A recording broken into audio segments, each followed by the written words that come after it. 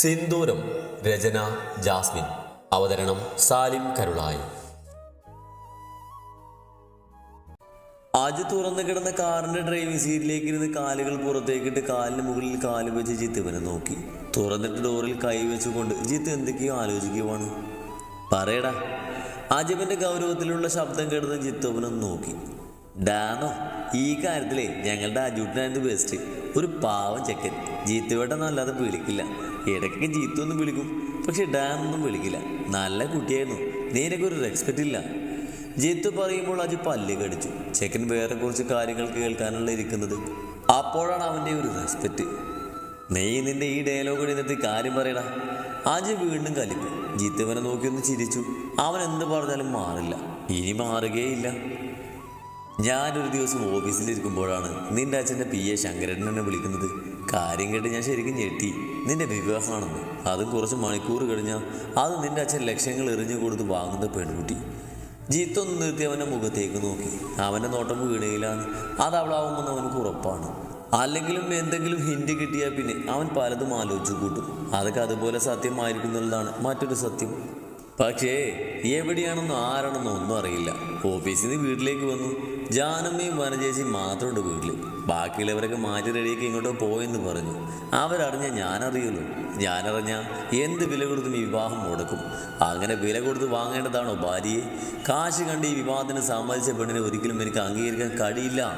ഒടുവിൽ സ്ഥലമൊക്കെ കണ്ടുപിടിച്ച് വന്നപ്പോൾ കണ്ട കാഴ്ച, നിന്നോട് ചേർന്ന് നീ ചാർത്തിയ താലിയും സിന്ദൂരവും അണിഞ്ഞ് നിൽക്കുന്നൊരു പെൺകുട്ടി. പാഞ്ഞു ചെന്ന് അവളുടെ കഴുത്തിൽ പിടിച്ച് ഞെരിച്ചമർത്തി വായിൽ തോന്നിയത് പറയുമ്പോൾ കൗതുകത്തോടെ ശ്രദ്ധയോടെ എന്നെ നോക്കുന്ന കണ്ണുകളെയാണ് ഞാൻ കണ്ടത്. ജിത്തു ആ ഓർമ്മയിലൊന്ന് ചിരിച്ചു. ശേഷം കണ്ണിലൊന്ന് തൊട്ടു. അന്നേരം കണ്ണിലേക്ക് അവൾ കുത്തിയത് ഇപ്പോഴും വേദനിക്കുന്ന പോലെ. നോട്ടം അജുവിലേക്ക് പോയപ്പോൾ അവനെ ദേഷ്യത്തോടെ നോക്കിയിരിക്കുവാണ്. അവൻ്റെ നന്ദിയാണ് ഉപദേശിച്ചതെന്ന് അവനക്ക് മനസ്സിലായിട്ടുണ്ട്. അതാണ് ആ നോട്ടം. അങ്ങനെ ഞാൻ അവളുടെ കഴുത്തിൽ നിന്ന് പിടിവിടാത്തത് കൊണ്ടാണെന്ന് തോന്നുന്നു. എൻ്റെ കണ്ണിലേക്ക് അവളൊന്ന് കുത്തി. എൻ്റെ കൈ അവിടെ കഴുത്തിൽ നിന്ന് അയഞ്ഞ സമയം തന്നെ എൻ്റെ കയ്യിലെ നോവ് ലോക്കാക്കി അടിവല്ല് മുട്ടുകാൽ കൊണ്ടൊരു കിക്കും തന്നു. പിന്നെ കിണ്ണം കാഴ്ചയൊരു ഡയലോഗും. ജീത്ത് ചിരിയോടെ പറഞ്ഞുകൊണ്ട് അജുവിനെ നോക്കി. ആ ഗൗരവം തെങ്ങി നിറഞ്ഞ മുഖത്തൊരു ചെറിയ ചിരിയുണ്ട്. താടി ചെറുതാക്കി ഷേപ്പാക്കിയത് കൊണ്ട് അവൻ്റെ കവളിൽ ഒറ്റ നുണക്കുഴിയിലേക്ക് ജിത്തു ഒന്ന് നോക്കി. അങ്ങനെയാണ് അവളല്ല പറഞ്ഞുറപ്പിച്ച പെണ്ണെന്ന് മനസ്സിലായി. അവളുടെ രണ്ടാഴ്ചനും അയാളുടെ മൂത്ത മകളുടെയും ബുദ്ധിയാണ് എല്ലാം. കാശ് കിട്ടി. അത് കണ്ട് മുങ്ങിയ ശേഷം ഒരു ഭ്രാന്തിനെ ഇവളുടെ തലയിൽ കെട്ടിവെക്കാനായിരുന്നു അവളുടെ പ്ലാന്. കല്യാണപ്പെണ്ണിനെ കല്യാണപന്തലിൽ കണ്ടില്ലെങ്കിൽ സ്വാഭാവികമായും അത് അനിയത്തിയുടെ തലയിലാകുമല്ലോ. അതാണ് അവർക്കും വേണ്ടിയിരുന്നത്. അത്രയും പറഞ്ഞുകൊണ്ട് ജിത്തു അജുവിൻ്റെ മുഖത്തേക്ക് നോക്കി. സാഹചര്യം അവൻ്റെ ഭാര്യയാക്കിയതാണെന്ന സങ്കടം അവൻ്റെ മുഖത്ത് ഉണ്ടായോന്ന് അവൻ നോക്കിയത്. എവിടെ അങ്ങനൊരു ഭാവം തന്നെ ആ മുഖത്തില്ല. അല്ലെങ്കിലും അങ്ങനെ ജിത്ത് ചിന്തിച്ചത് തെറ്റ്. പക്ഷേ ചെറിയച്ഛൻ്റെയോ അവളുടെ രണ്ടാനച്ഛൻ്റെയോ നിർബന്ധത്തിന് അവൾ വിവാഹത്തിന് സമ്മതിച്ചില്ല. തീർത്തും പലതും തന്നെ പറഞ്ഞു. വാക്ക് പറഞ്ഞതും പണം വാങ്ങിയതും അയാളും അയാളുടെ മകളുമാണെന്ന് തന്നെ പറഞ്ഞു. പക്ഷേ പിന്നെന്താ സംഭവിച്ചെന്ന് അറിയില്ല. അവളായി ചെറിയച്ഛനെ കണ്ട് സമ്മതമാണെന്ന് പറഞ്ഞു. ചെറിയച്ഛൻ കൊടുത്ത കാശ് 1 രൂപ പോലും കുറയാതെ അയാളുടെ കയ്യിൽ നിന്നും വാങ്ങിക്കുകയും വേണമെന്ന് പറഞ്ഞുകൊണ്ടാണ് അയാൾ നിന്റെ ഭാര്യയായത്. ജിത്തു പറഞ്ഞു നിർത്തിയതും അജി സീറ്റിൽ നിന്ന് എണീറ്റ് ഡോറടച്ച് മുന്നോട്ട് നടന്നു. എന്നാലും ഞങ്ങൾ നിൽക്കുന്നില്ല. നീ വരട്ടെ എന്ന് കരുതി നിന്നതാ. പിന്നെ ചെറിയച്ഛൻ അതിനോടെന്തോ പറയാനുണ്ട്. ഈ നേരം വരെ നീ ഒന്നും ചോദിക്കാത്തതിൽ ചെറിയച്ഛന് സങ്കടമുണ്ട്. ജിത്തു പിന്നിൽ നിന്നും അങ്ങനെ പറഞ്ഞതും അജി നടത്തി നിർത്തി അവിടെ നിന്നു. എനിക്കാരോടും ഒന്നും ചോദിക്കാനോ ഒന്നും കേൾക്കാനോ ഇല്ല. എനിക്ക് ബോധമില്ലെന്ന് കരുതി ഇടയ്ക്ക് അച്ഛൻ പറയുന്ന കാര്യങ്ങൾ വളരെ നന്നായിട്ട് ഓർമ്മയിലുണ്ട്. ഇന്ന് തന്നെ അച്ഛനോട് തിരികെ പോകണം പറഞ്ഞു. നന്ദയുടെയും മൂടൊക്കെ ശരിയായ ശേഷം ഞങ്ങളും വരാമെന്ന് പറഞ്ഞേക്ക്. കൂടുതലൊന്നും പറയാതെ അജു മുന്നോട്ട് നടന്നു. അവൻ പോകുന്നു നോക്കി ജിത്ത് അവിടെ നിന്നു. അജു മുന്നോട്ട് നടക്കുമ്പോൾ തല ചരിച്ചൊന്ന് നോക്കി.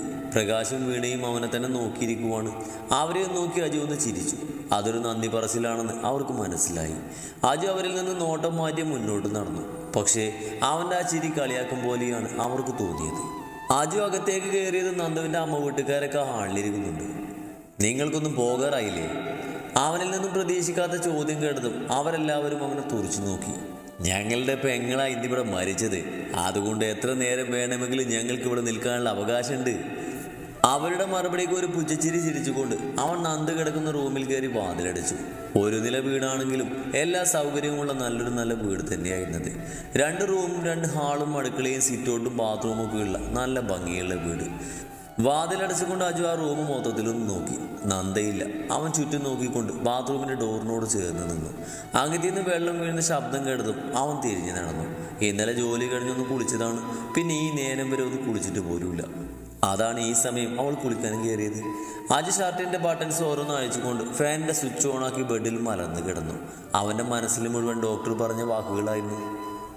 മിസ്റ്റർ അർജുൻ, തനിക്ക് പെട്ടെന്നൊരു മാറ്റം വന്നത് ഈ 2 ദിവസം തൻ്റെ ശരീരത്തിലേക്ക് ചെല്ലാത്ത മരുന്നുകൾ കൊണ്ടാണ്. തനിക്കിടയ്ക്ക് വല്ലതും ഓർമ്മ വരുമ്പോൾ അത് പെട്ടെന്ന് ഓർമ്മയില്ലാതാവുന്നതൊക്കെ തൻ്റെ ശരീരത്തിലേക്ക് ആ മരുന്ന് ചെല്ലുന്നത് കൊണ്ടാണ്. അത് തൻ്റെ ഓർമ്മകളുടെ സെല്ലുകളെ കാര്യമായി തന്നെ ബാധിക്കും. തൻ്റെ ശരീരത്തിലേക്ക് ഇൻജെക്ട് ചെയ്യുന്ന മരുന്നുകൾക്ക് തൻ്റെ ശരീരത്തെ നിയന്ത്രിക്കാനുള്ള കഴിവുണ്ട്. അത് തന്നെ നെഗറ്റീവായി ബാധിക്കുമെന്നല്ല, ബാധിച്ച് കഴിഞ്ഞു. അതാണ് തനിക്കിപ്പോൾ സംസാരിക്കാൻ ബുദ്ധിമുട്ട്. നമ്മുടെ ശരീരത്തിൽ നിരന്തരമായ ഒരു ലഹരി ചെന്നാൽ അതിനെ നമ്മുടെ ശരീരം സ്നേഹിക്കും, ഭ്രാന്തമായി സ്നേഹിക്കും. അത് കിട്ടാതെ വരുമ്പോൾ ഒരു തരത്തിൽ അല്ലെങ്കിൽ മറ്റൊരു തരത്തിൽ നമ്മുടെ ശരീരം നമ്മളോടത് ചോദിച്ചുകൊണ്ടേയിരിക്കും. അതാണ് സത്യത്തിൽ ഇവിടെ ഇപ്പോൾ സംഭവിക്കുന്നത്. അർജുൻ ഇത്രയും കാലം ഉപയോഗിച്ചിരുന്ന ആ ഇഞ്ചക്ഷൻ ഇപ്പോൾ ഉപയോഗിച്ച തൻ്റെ നാവിൻ്റെ തരിപ്പും തലവേദനയും ശരീരക്ഷീണമൊക്കെ മാറും. അതോടെ തൻ്റെ ഓർമ്മയും പോകും. നമുക്ക് പക്ഷേ ആ ഇഞ്ചക്ഷൻ വേണ്ട, പകരം വേറൊരു ഇഞ്ചക്ഷൻ വെക്കാം. 1 മണിക്കൂർ ഇവിടെ കിഴക്കേണ്ടി വരും. ശേഷം ഞാൻ എഴുതി തരുന്ന മരുന്ന് 1 മാസം മുടങ്ങാതെ കുടിക്കണം. എന്നാൽ അർജുൻ പഴയ പോലെ തന്നെയാവും. ആ ഒരു ഉറപ്പ് ഞാൻ അർജുന് തരാം. അർജുൻ കണ്ണുകൾ മുറുകെ അടച്ചു. അദ്ദേഹത്തിൻ്റെ വാക്കുകൾ പിന്നെയും കേൾക്കുന്ന പോലെ അതെല്ലാം അവൻ വീണ്ടും മനസ്സിൽ ആവർത്തിച്ച് കേട്ടുകൊണ്ടിരുന്നു. പലതും കണക്ക് കൂട്ടിയും കുറച്ചും കിടക്കുന്നത് കൊണ്ട് ബാത്റൂമിൽ ഡോറ് തുറന്നതോ നന്ദിറങ്ങി വന്നതോ ഒന്നും അവൻ അറിഞ്ഞില്ല. ബാത്റൂമിൽ നിന്നും ഇറങ്ങിയതും അവൾ കണ്ടു ബെഡിൽ മലന്ന് കിടക്കുന്നവന്. നന്ദ അവനെ തന്നെ നോക്കി കുറച്ചു നേരം അവിടെ നിന്നു. ഇതുപോലെ കുളിക്കാൻ കയറിയ താൻ ഇറങ്ങുന്നത് വരെ ബെഡിൽ കാവലിക്കുന്നതിന് അജീവനെ ഞാൻ ഒത്തിരി മിസ് ചെയ്യുന്നു. ഞാൻ ഒരുങ്ങുന്നത് നോക്കി ബെഡിൽ കമിഴ്ന്ന് കിടന്ന് കണ്ണുകൾ ഇവിടുത്തെ ചെറു പാൽപുഞ്ചിരിയോടെ ഈമച്ചിമാ തന്നെ നോക്കി കിടക്കുന്ന ആ അജീവനും മതി എനിക്ക്. അവൾ മൗനമായി അവനെ നോക്കിക്കൊണ്ട് പറഞ്ഞു. ശേഷം പതിയെ നടന്ന് കണ്ണാടിക്ക് മുന്നിൽ നിന്ന് മുടിയിൽ കെട്ടിവെച്ചിരിക്കുന്ന തോർത്തടിച്ച് മാറ്റി മുടി തുടച്ചു തുടങ്ങി. ഒരു നിമിഷം അവളുടെ കണ്ണുകൾ ബെഡിലേക്ക് പോയതും അവൾ കണ്ടു ബെഡിൽ കമിഴ്ന്ന് കിടന്ന് അവളെ തന്നെ നോക്കി കിടക്കുന്നവനെ. പക്ഷേ ചുണ്ടിൽ ചിരിയില്ല, കണ്ണുകൾ വേറൊരു ഭാവം, മുഖത്തും മനസ്സിലാക്കാൻ കഴിയാത്ത, നിർവചിക്കാൻ കഴിയാത്ത ഭാവം. നന്ദവനം നോക്കിക്കൊണ്ട് കണ്ണുകൾ മാറ്റി തലമുടി തോർത്തുന്നതിൽ മാത്രം ശ്രദ്ധ കൊടുത്തു. തലതുപത്തി മുടിയൊന്ന് പിന്നിയിട്ട ശേഷം അവൾ അവനെ നോക്കി. ആ കിടത്തുന്നതിനെ കിടക്കുവാണ്. അവളൊന്നും മിണ്ടാതെ വാതിൽ തുറന്ന് പുറത്തേക്ക് ഇറങ്ങി. ആളിലെല്ലാവരും ഇരിക്കുന്നുണ്ട്. അവരെയൊക്കെ ഇങ്ങനെ കുത്തിയിരിക്കുന്നത് എന്തിനാണെന്ന് മാത്രം അവൾക്ക് മനസ്സിലായില്ല. അമ്മയെ ആലോചിച്ച് കരഞ്ഞുകൊണ്ടിരുന്നാൽ അടുപ്പ് പുകയില്ലെന്ന് അവൾക്കറിയാം. അതുകൊണ്ട് തന്നെയാണ് അടുക്കളയിൽ കയറിയത്. കഴിക്കാനുള്ളതൊക്കെ ഒരുപക്ഷെ സുമേഷ് കൊണ്ടുതരും. പക്ഷെ എത്ര നേരം? ആജി വന്നാൽ സൂര്യമംഗലത്തുള്ളവരെല്ലാം പോകുമെന്ന് സേതും അവളോട് പറഞ്ഞിരുന്നു. പോയി കാണുമെന്ന് അവൾക്ക് തോന്നി. നന്ദ അടുക്കളയിലെത്തിയതും ചുറ്റും നോക്കി. അമ്മയില്ലാത്ത അടുക്കള, ശബ്ദമില്ലാതെ വളരെ പതിയെ ഓരോ ജോലികൾ വൃത്തിയിൽ ചെയ്യുന്ന അവളുടെ അമ്മയെ അവൾ അവിടെ കണ്ടു. കരയിൽ നിന്ന് ഉറപ്പിച്ച കണ്ണുകളിൽ നിന്നും ഒരു തുള്ളി അവളുടെ കവളിൽ നനയിച്ചുകൊണ്ട് ഒഴുകിയിറങ്ങി. മോളെ. പിന്നിൽ നിന്നും പ്രതാപന്റെ ശബ്ദം കേട്ട് അവൾ കണ്ണുകൾ അമർത്തി തുടച്ച് തിരിഞ്ഞു നോക്കി. പ്രതാപൻ അവളുടെ നിറഞ്ഞ കണ്ണുകളിലേക്ക് നോക്കിക്കൊണ്ട് അവൾക്ക് അടുത്തേക്ക് നടന്നു വന്നു. മോളോട് ഞാൻ എങ്ങനെ നന്ദി പറയണമെന്ന് എനിക്കറിയില്ല. ഞാൻ വീണ്ടും എന്തോ പറയാനുമെന്ന് അദ്ദേഹത്തിന് നേരെ അവൾ കൈകൾ ഉയർത്തി തടഞ്ഞു. എനിക്ക് നിങ്ങളോടൊന്നും സംസാരിക്കാനില്ല. മകനാണെന്നോ അച്ഛനാണെന്നോ പറഞ്ഞുകൊണ്ട് മാത്രം ഒരാളും ആർക്കും അച്ഛനും അമ്മയും ഒന്നും ആകില്ല. മകനക്ക് വയ്യെന്നറിഞ്ഞിട്ടും ഒരു പക്ഷേ രാക്ഷസ കൂട്ടങ്ങൾക്കിടയിൽ ഉപേക്ഷിച്ചു പോയ നിങ്ങളെ എന്ത് പറഞ്ഞാലും എനിക്ക് ഉൾക്കൊള്ളാൻ കഴിയില്ല. അത്ര വിശാല മനസ്കതയുള്ള പെണ്ണല്ല ഞാൻ. അത് പറയുമ്പോൾ ഇതുവരെ ഒന്ന് ഫോൺ വിളിച്ചു പോലും അന്വേഷിച്ചില്ലല്ലോ എന്നൊക്കെയുള്ള ചിന്തകളായിരുന്നു അവൾക്കുള്ളിൽ. പ്രതാപനൊന്നും വേണ്ടിയില്ല. നിങ്ങൾക്ക് ഒരുപാട് കാര്യങ്ങൾ പറയാനുണ്ടാകും. പറയുന്നതൊക്കെ ശരിയാവും. ന്യായീകരിക്കാൻ നിന്നാൽ പറയുന്നവർക്ക് അത് തെറ്റില്ലെന്ന് തോന്നിയേക്കാം. പക്ഷേ കേൾക്കുന്നവർക്ക് അങ്ങനെ ആവണമെന്നില്ലല്ലോ. ശരിയാണ്, മോള് പറഞ്ഞതൊക്കെ ശരിയാണ്. ഞാൻ ഈ ചെയ്തതിൽ എൻ്റെ മാത്രം ശരികളായിരിക്കാം. പക്ഷേ എൻ്റെ മുന്നിൽ വേറെ വഴികളൊന്നും തന്നെ ഉണ്ടായിരുന്നില്ല. മോളുടെ കയ്യിൽ അവൻ സുരക്ഷിതനായിരിക്കുന്നു എനിക്ക് അത്രയ്ക്ക് ഉറപ്പുണ്ടായിരുന്നു. അത് ഞാനായതുകൊണ്ടല്ലേ. എൻ്റെ സ്ഥാനത്ത് വേറൊരാളായിരുന്നെങ്കിലും, വേറെ ആരും വേണ്ട, പുറത്തു നിൽക്കുന്ന എൻ്റെ ചേച്ചിയെന്ന് പറയുന്നവളാണെങ്കിലും കൊന്നു കളഞ്ഞേനെ നിങ്ങളുടെ മകനെ. അവളുടെ ആവശ്യങ്ങൾ തീർത്തും പണത്തിനും സ്വത്തിനും വേണ്ടി കൊന്നു കളഞ്ഞേനെ നിങ്ങളുടെ മകനെ. അപ്പോഴും ഇതുപോലെ ന്യായീകരിക്കാൻ കഴിയുമോ? അവളുടെ ചോദ്യങ്ങൾക്ക് മുന്നിൽ ഉത്തരമില്ലാതെ തലതായതുകൊണ്ട് അദ്ദേഹം നിന്നു. എന്തോ ആ നൃത്തം അവളുടെ ഉള്ളവും പിടിച്ചു കുലുക്കി. ഇനിയൊന്നും പറയാനില്ലാത്ത പോലെ അവൾ തിരിഞ്ഞതും അദ്ദേഹം അടുക്കളയിൽ നിന്നും പുറത്തേക്ക് നടന്നു. അജുവേട്ടൻ്റെ അമ്മ എവിടെ? പിന്നിൽ നിന്ന് നന്ദുവിൻ്റെ ശബ്ദം കേട്ടതും അദ്ദേഹം തിരിഞ്ഞു നിന്നു. നിങ്ങളുടെ അടുത്തേക്കൊന്നും വരാൻ പറ്റുന്ന സാഹചര്യത്തിലല്ല. ഉടനെ വരാൻ കഴിയട്ടെ, അതിനുവേണ്ടി പ്രാർത്ഥിക്കണം, ആത്മാർത്ഥമായി പ്രാർത്ഥിക്കണം പറഞ്ഞുകൊണ്ട് അദ്ദേഹം കണ്ണുകൾ തുടച്ച് മുന്നോട്ട് നടന്നു. ആ വാക്കുകൾ തന്നെ ആലോചിച്ചുകൊണ്ട് നന്ദു അങ്ങനെ നിന്നു. നന്ദ നല്ലൊരു കട്ടിനിട്ട് ഗ്ലാസ്സിലേക്ക് പകർത്തി അടുക്കളയുടെ പിന്നാമ്പത്തെ സ്റ്റെപ്പിലിരുന്നു. കോഴിക്കൂട്ടിൽ കിടന്ന് പിടക്കോഴികൾ കലവര കൂടുന്നുണ്ട്. അവരുടെ അമ്മയും കൂടി ആയിരുന്നല്ലോ ഇന്ന് മരിച്ചത്. അവരെ തുറന്നു വിട്ടിരുന്ന, അവരെ സമയത്ത് കൂട്ടിലേക്ക് കയറ്റിയിരുന്ന, അവർക്ക് കഴിക്കാൻ തീറ്റ കൊടുത്തിരുന്ന അവരുടെ അമ്മയും കൂടിയാണെന്ന് ചിതയായി തീർന്നത്. ആലോചിക്കുന്തോറും നന്ദുവിൻ്റെ കണ്ണുകൾ ഒഴുകിയിറങ്ങി. ചായ കുടിച്ച ഗ്ലാസ് ആ പടിക്കലിൽ തന്നെ വെച്ചുകൊണ്ട് അവൾ എണീറ്റു. അമ്മിത്തറയിലിരുന്ന ടാർപ്പായിൽ നിന്ന് കുറച്ച് കോഴിത്തീറ്റ എടുത്ത് പാത്രത്തിലാക്കി കൂട് തുറന്ന് അതിലേക്ക് വെച്ച് കൊടുത്തു. അവർക്ക് അമ്മ എന്തൊക്കെയോ കൊടുക്കുന്നത് കണ്ടിട്ടുണ്ട്, അല്ലാതെ എന്താണ് കൊടുക്കുന്നതെന്നൊന്നും അറിയില്ല. അവറ്റെ അതെല്ലാം കൂട്ടം കൂടി കൊത്തിപ്പറിക്കുന്നത് നോക്കിക്കൊണ്ട് അവൾ കൂടടിച്ച് അടുക്കളയിലേക്ക് തന്നെ കയറി വാതിലടച്ചു. പിന്നെ നേരെ ചെന്നത് ഹാളിലേക്കാണ്.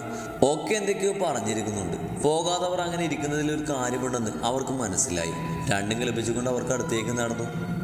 മുത്തശ്ശി, നിങ്ങളൊക്കെ കഴിക്കാനുണ്ടാവുമോ? ഉണ്ടെങ്കിൽ അതിനനുസരിച്ച് എനിക്ക് അരി ഇടാനാണ്. അവളത് ചോദിച്ചതും എല്ലാവരും അവളെ നോക്കി. ഇട്ടോളൂ, ഇനിയിപ്പോൾ അവിടെ പോയി വെച്ചുണ്ടാക്കി കഴിക്കുമ്പോഴേക്കും നേരം നല്ലോണം വൈകും. കഴിച്ചിട്ട് ഇറങ്ങാം. ഉണ്ടാക്കാൻ വരത് ഇരിക്കുന്നുണ്ടോ? മുത്തശ്ശി 4 മരുമക്കളെയും ഒന്ന് നോക്കിക്കൊണ്ടാണ് അത് പറഞ്ഞത്. അവരുടെ സമ്മതം കൂടെ ആ പറഞ്ഞതിലുണ്ടായിരുന്നു. ഉണ്ടാകും, ഇല്ലെങ്കിൽ അമ്മ ഉണ്ടാക്കുന്ന പച്ചക്കറിയിൽ നിന്ന് എന്തെങ്കിലും പറിക്കാം. അതും പറഞ്ഞുകൊണ്ട് അവൾ അടുക്കളയിലേക്ക് നടന്നു. പിന്നെ അതുപോലെ തന്നെ തിരികെ വന്നു.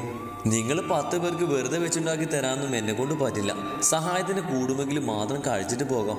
അതല്ല, ഇതുപോലെ ഒന്ന് കുശുകുശു പറയാനാണെങ്കിൽ പച്ചവെള്ളം കുടിക്കാതെ ഇറങ്ങി പോകേണ്ടി വരും. എടുത്തടിച്ചതുപോലെ മറുപടി പറഞ്ഞുകൊണ്ട് അവൾ അടുക്കളയിലേക്ക് നടന്നു. എല്ലാവരും പരസ്പരം മുഖത്തോടും മുഖം നോക്കി.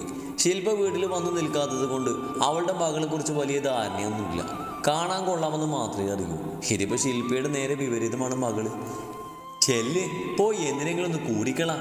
മുത്തശ്ശി പറഞ്ഞത് 4 ഇഷ്ടക്കേടോടെ എണീറ്റു. 4 നല്ലുള്ള കുടുംബത്തിൽ നിന്ന് കെട്ടിയെടുത്തത് കൊണ്ട് മുത്തശ്ശി തലയിലേറ്റാണ് കൊണ്ടു നടക്കുന്നത്. അടുക്കളയിലേക്ക് കയറി ചെറുത് വലുതും ചെയ്യാമെന്ന് കരുതിയപ്പോഴേക്കും അവൾ ഓരോരുത്തർക്കും ഓരോ പണി കൊടുത്തു. ഒരാൾ അടുപ്പ് കടിക്കാൻ നിർത്തി, ഒരാളെ കറി വെക്കാൻ കുമ്പളങ്ങ കഷ്ണം വെട്ടാൻ നിർത്തി, ഒരാൾ അതിലേക്ക് വേണ്ട തേങ്ങ ചിരവാൻ നിർത്തി, ഒരാൾക്ക് ഉപ്പേരിക്ക് വഴുതന അരിയാനും കൊടുത്തു. 4 പേരും പല്ല് കടിച്ചുകൊണ്ടെല്ലാം ചെയ്തു തീർത്തു. ഒന്നും പറയാൻ പോയില്ല. അവർക്കും അവിടെ ഇരിക്കുന്നവർക്കും കഴിക്കേണ്ടേ. നേരമായപ്പോഴേക്കും നല്ലോ ഇരുട്ടായിരുന്നു. നിന്റെ കെട്ടിയോൻക്ക് ഭ്രാന്താണ് ഒടിപ്പെണ്ണേ. കറി കഷ്ണങ്ങളൊക്കെ കുടുക്കയിലിട്ട് കറി വെക്കാൻ അടുപ്പിൽ വെക്കുമ്പോഴാണ് പിന്നെയും ആ ചോദ്യം നന്ദു കേട്ടത്. അല്ലെങ്കിലും എന്തൊക്കെയോ അറിയാനും പറയാനുമാണല്ലോ ഈ നിൽപ്പ്. കണ്ടിട്ട് നിങ്ങൾക്ക് എന്ത് തോന്നി? എവിടെയെങ്കിലും വല്ല കുഴപ്പമുള്ള പോലെ തോന്നിയോ? തിരിഞ്ഞു നോക്കാതെ തന്നെ അവൾ ചോദിച്ചു. 4 പരസ്പരം നോക്കി.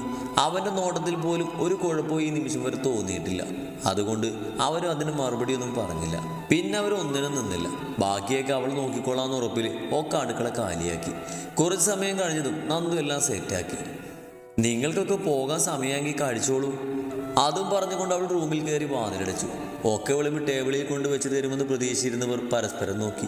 പിന്നെ 4 എണീറ്റ് അടുക്കളയിലേക്ക് പോയി ഓരോന്ന് വിളമ്പിക്കൊണ്ട് വന്ന് കഴിക്കാൻ തുടങ്ങി. പ്രകാശിനെയും വീണയും പിന്നെ ആരും കണ്ടില്ല. പോയി കാണുന്ന എല്ലാവർക്കും മനസ്സിലായി. റൂമിൽ കയറിയ നന്ദു ആദ്യം നോക്കിയത് ബെഡിലേക്കാണ്. കമിഴ്ന്ന് കിടന്ന് ഇറങ്ങുവാണ്. അവൾ പതിയെ അവൻ്റെ അടുത്തേക്ക് വന്ന് ബെഡിലിരുന്നു.